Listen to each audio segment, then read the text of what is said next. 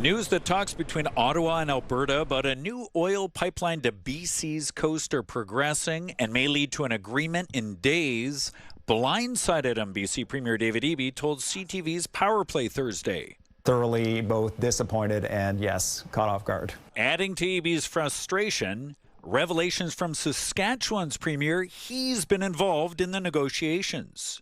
We're in those discussions as well, and very supportive of not only the removal of the emissions cap, but the opportunity to bring tankers in to that northwestern coast in British Columbia, not just for oil, but for other products as well. I feel like I'm watching a couple tourists wearing sandals wander into the woods on the north shore of Vancouver, saying, "Don't worry about us, we know where we're going."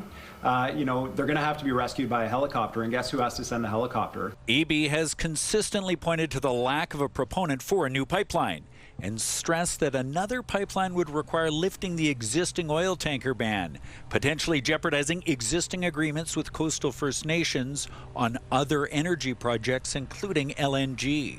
This is a broadside attack on an oil tanker ban that is the foundation of economic growth mapped out for the entire country. Still, recent polls show BC residents' appetite for a bitumen pipeline have grown.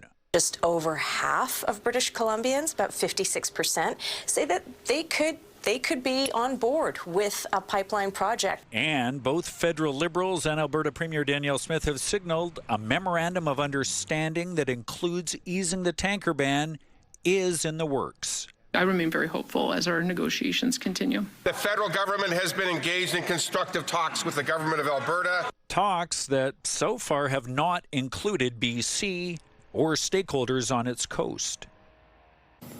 Rob joins us live from Victoria. And Rob, Ottawa says it wants BC's backing, but does it actually need it? Well, that's a good question, Jung. In terms of jurisdiction, it actually is a federal decision, but this is certainly an intersection of politics and legality. We heard yesterday from several Liberal MPs, including Jonathan Wilkinson, a BC MP, former Energy and Environment Minister, who says he thinks there needs to be what he called significant Indigenous support, as well as the support of the BC NDP government. So while legally they could go ahead with it, there will be obviously a fair bit of pushback politically, but we may find out in a few days which way this goes. Yeah, and there could be quite the showdown on the horizon. Thank you, Rob.